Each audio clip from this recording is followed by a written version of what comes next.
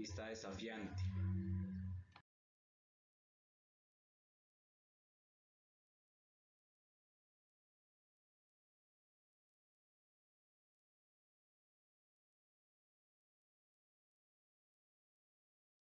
Es una forma moderada severa de trastorno disruptivo, que se refiere a un patrón recurrente de conductas negativistas, desafiantes, desobedientes y hostiles contra las figuras de autoridad.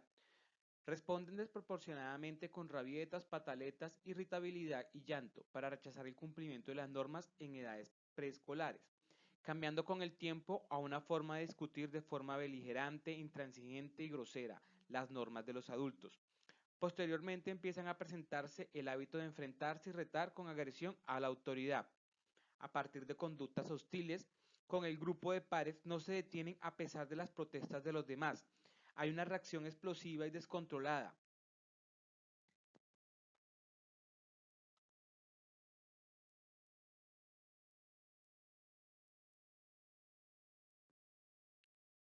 Características conductuales. Pierden la capacidad con frecuencia. Frecuentemente riñe con adultos. Con frecuencia molesta intencionalmente a otras personas. Culpa con frecuencia a otros por los errores o mala conducta propia. Es susceptible o se molesta fácilmente por otros. Se enoja y se resiste con frecuencia. Es rencoroso y vengativo.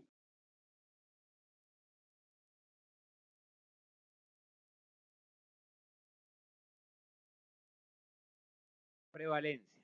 De inicio en la infancia y adolescencia. Constituye uno de los motivos más constantes de consulta a los profesionales de la salud. Alrededor del 3% de la población infantil lo posee, siendo más predominante en niños que en niñas. Suele empezar antes de los 8 años en el ámbito familiar. En la preadolescencia y en la adolescencia experimenta un agravamiento paulatino, aumentando las conductas de oposición y extendiéndose a otros contextos, siendo en algunos casos un antecedente evolutivo de un comportamiento antisocial más grave. Para aclarar, puede hablarse de un continuum entre agresividad y violencia, pero con las siguientes puntuaciones. No todo comportamiento agresivo es antisocial o criminal. No todo comportamiento antisocial es violento. La violencia siempre es un comportamiento antisocial.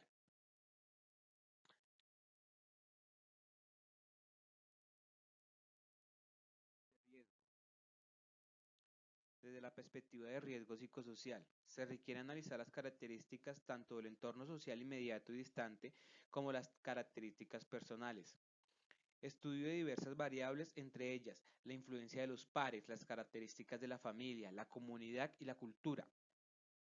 Las vulnerabilidades individuales como las características cognitivas y temperamentales, así como los factores individuales de riesgos de conducta delictiva, podemos señalar un CI bajo, pobre capacidad de resolución de conflictos, actitudes y valores favorables a conductas de riesgos, una hiperactividad y un temperamento difícil en la infancia.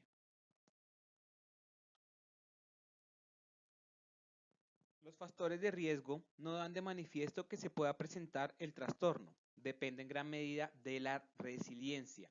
Desde esta perspectiva se busca explorar los recursos, cualidades y habilidades naturales que las personas poseen para salir adelante frente a la adversidad. Algunos factores que favorecen la resiliencia son habilidades sociales, habilidades de resolución de problemas, una conciencia crítica, una autonomía, un compromiso o sentido de propósito.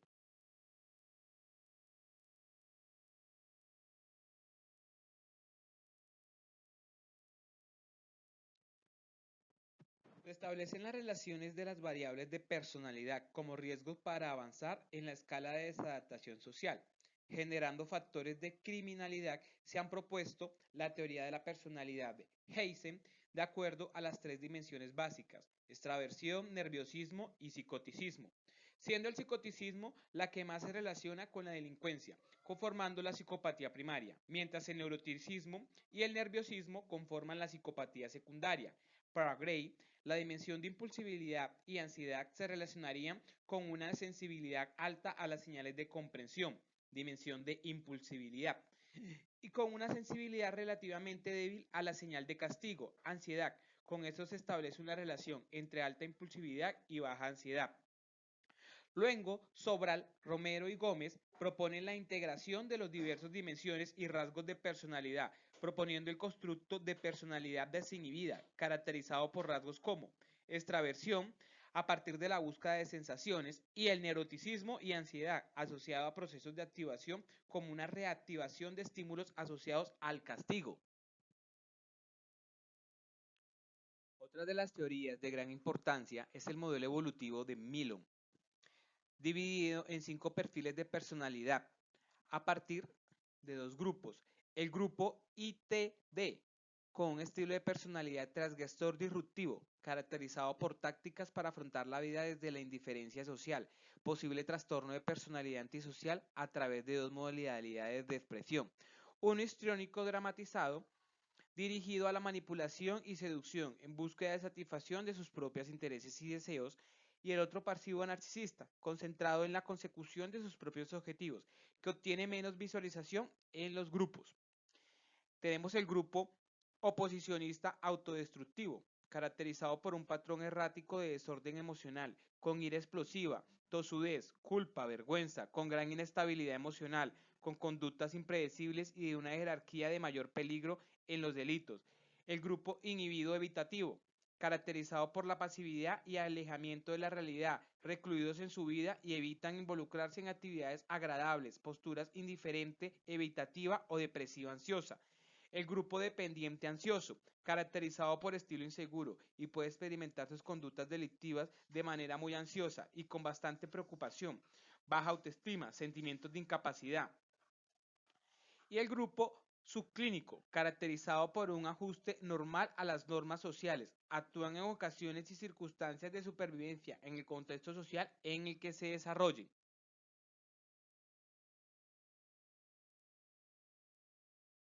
Factores cognitivos. Diversos autores concuerdan que existe un bajo coeficiente intelectual asociado a lesiones o difusión cerebral a partir de factores de riesgo tales como prenatales, perinatales y postnatales. La autoestima. A partir de las teorías de Reckless, se enmarca dentro de lo que se conoce como teoría del control social y se asuma con ello que una baja autoestima constituiría un síntoma significativo de un débil control interno. El pensamiento abstracto versus el pensamiento concreto. Pensamiento orientado a la acción más que a la reflexión. Estos menores presentan un estilo cognitivo concreto, ya que no perciben adecuadamente los elementos no evidentes de las personas, tales como sentimientos, pensamientos, motivos específicos. Y las funciones ejecutivas presentan algunas dificultades, deficiencias en las dimensiones de establecimiento de categorías, control de inferencias y fluidez verbal, entre otras. Etiología. Los comportamientos perturbadores se dan a partir de la interacción de variables ambientales, tanto físicas como sociales, y variables personales, de tipo biológico y psicosocial. Así tenemos los enfoques neurobiológicos, donde la conducta agresiva es un factor de tipo biológico, distinguiéndose variables de tipo genético, psicofisiológicos y déficit a nivel neuropsicológico. A nivel neuropsicológico, habría una afectación de las estructuras del lóbulo frontal, dadas las implicaciones en el mantenimiento de la atención, el razonamiento abstracto y formación de conceptos, formulación de metas y expectativas, llevar a cabo razonamiento abstracto y formas conceptuales, planificar conductas a largo plazo. Asimismo, habría déficit y dificultades en algunos neurotransmisores, como la serotonina, noradrenalina y dopamina. El enfoque psicológico, explicando por las variables relacionadas con la interpretación y evaluación de los estímulos recibidos que guían la conducta, como son los valores, las creencias y el estado emocional. Entre las teorías que se encuentran tenemos teoría de la psicodinámica, teoría del condicionamiento clásico, teoría del condicionamiento operante y la teoría de la hipótesis de la frustración. Por último, tendríamos los enfoques socioculturales, donde el comportamiento agresivo es originado por el entorno sociocultural de la persona, el cual lleva conductas antisociales y delictivas. Entre los factores se destacan los estilos parentales coercitivos, el aprendizaje social, el aprendizaje a través de experiencias reforzantes. Diagnóstico y evaluación. El DSM-5 va a establecer categorías diagnósticas para los trastornos del comportamiento, divididos en trastorno disruptivo de control de impulsos y de control, donde se encuentran los trastornos oposicionista desafiante, trastorno explosivo intermitente, trastorno antisocial de la personalidad, la piromanía, la cleptomanía, otros trastornos específicos disruptivos de control de impulsos y de conducta, trastornos no específicos y disruptivos del control de impulsos y de la conducta. Se utilizan instrumentos diversos y extensos, entre los cuales se encuentran la entrevista al paciente, padres y maestros, la observación directa, los autoinformes de dos tipos, de conducta antisocial y factores de personalidad, los juegos y técnicas proyectivas.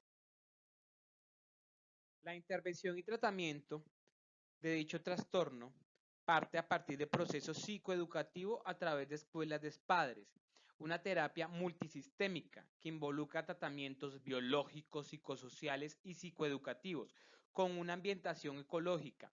Y por último, se utilizan en ocasiones algunos psicofármacos que ayudan a reducir los diversos impulsos que se tienen en la conducta.